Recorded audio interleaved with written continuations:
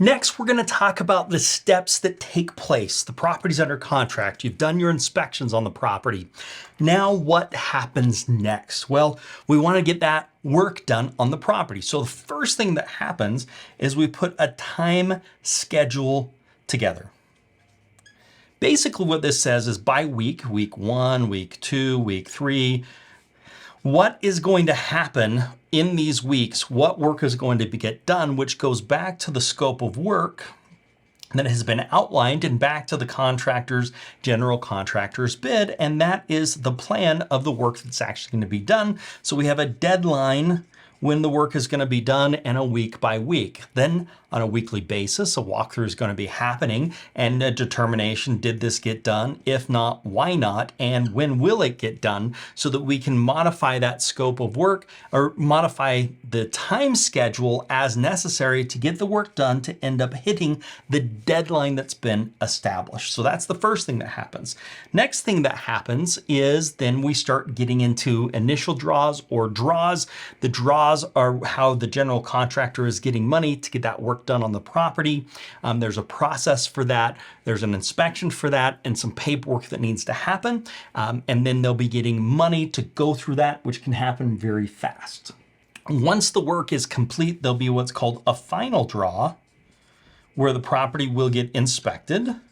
After that inspection has been done, then the final draw will be going to the general contractor to pay for the final invoice in getting the work done on this property. Now, after however many weeks that may be, you are now in the situation where the property is complete, the work is done on the property, and now we move to our next step. All right, with the work being done to the property, the next step that we want to do in this strategy is we actually want to rent the property. Now, you can't rent the property without the lender's approval when you're dealing with a hard money loan, okay? So, and the payments of the rent payments need to get paid to the lender, but those will get credited to your loan. So the idea is the lender doesn't want to see you pocketing money that's going into your pocket. Any of the money that's coming in through those payments needs to be going to the lender and will get credited to your loan, which is what you'd want to have happen. So you're going to be going out there, advertising, finding a tenant. Once you find a tenant, you'll have that tenant do an application. You'll be doing credit. You'll be doing background checks, and you'll also be doing eviction checks. Lastly, you'll be talking to the landlords from the prior landlords to see what has happened and to get references on them. Once all of that looks good to you, you'll put this together in a packet. You will send the packet to the lender and say, hey, I've got these guys, everything looks great. Here's all the information, take a look at that. If all that looks good, you'll get the lender's approval in writing, and the lender's going to say, yes, they are approved, and you'll be getting information on where those payments need to be made so that you can then give that to the tenant so they can deposit funds into that account so it will be credited towards your loan that is there. With this, you'll also be able to start looking towards the financing in the takeout financing. At the very beginning of this process, you will have wanted to get pre-approved for takeout financing, okay? If you haven't been pre-approved, you will want to get pre-approved before you look to rent this property because that's going to be a prerequisite required by the lenders to make sure everything is pre-approved. So the idea is once you get the tenant in there and they've been in there for a little bit of time, you'll be able to do the refinance and then take over and get the lender, the hard money lender, paid off and go into a long-term financing situation. All right, so now you've got the tenant in the property. They've been approved by the landlord, or they've been approved by the lender. Payments are going to the lender to pay down the loan amount that you have. So the next step, you've already been pre-approved for that type of a loan. You're probably doing a DSCR loan, which is a debt service coverage ratio.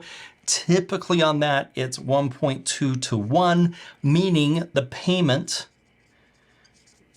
the rent needs to be 1.2 times greater than the payment. So if your payment is $1,000, then your rent needs to at least be $1,200. Now with these DSCRs, I recommend getting a 30-year fixed. I would not do any of the ARMs or any of the funny stuff. I want to have a fixed rate. Maybe you could do something with interest only for a period of time, but our advisors will help you with this in determining what's the right one. So if your rent is 1.2 times on the DSCR loan, we're not looking at your background, we're not looking at your W-2s, not looking at your income. The debt service coverage ratio means, does the income that you're currently getting from the property, will it more than cover the payments? If the answer to that is yes, and you've got the house, and you've got the house rented, and you've got some history of some payments there, then this DSCR loan can go through.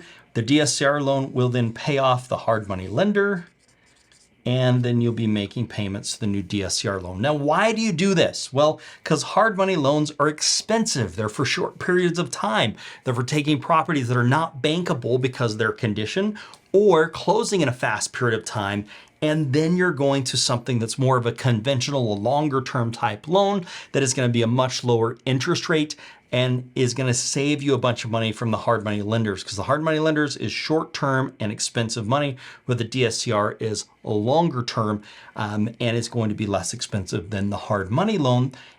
The ideal with this whole process is to get into rental properties with as little to no money down as possible. And the way that we do that is by buying the property right and by doing value add, adding value to the property that makes the property more valuable than the cost that it was for us to do that. Typically, when you're doing these DSCR loans, most of them will go up to about 80% of value, maybe 75, maybe 70, but somewhere in the range of 70 to 80. So what that means, we'll just use 75,000 as an example. That means that if your purchase, your rehab, your closing costs, your title fees, and all of those things can be no more than 75% of the appraisal value, once the work is done to the property, then what you can do is what's called a rate and term refinance. What you're basically saying is, I want you to pay off my current hard money lender, and they need to get their money. They'll get paid off, pay some of the closing costs. Now, if you can get all this done where you're at that 75%, in some cases, you can actually close and not have to bring any additional money to the table. Now, that's the ideal. Does that always happen? No. Sometimes there may be some additional funds that need to come to the table, and that's okay as well. But what we're trying to do is to get into these rental properties with as little money down as possible. We do that by finding great deals. We do that by executing on our rehab, doing value adds, and we do that by getting the rehab done in a fast manner so we're not building up an accumulation of costs when it comes to the hard money loan. Then we're quickly finding the right tenant, going for our DSCR loan, doing the refinance, and getting as much as we can for that based upon the new appraisal so that we can then pay off the hard money lender and be into this property as little as possible. And now we're looking at something that's a cash flowing instrument that's going to bring money in.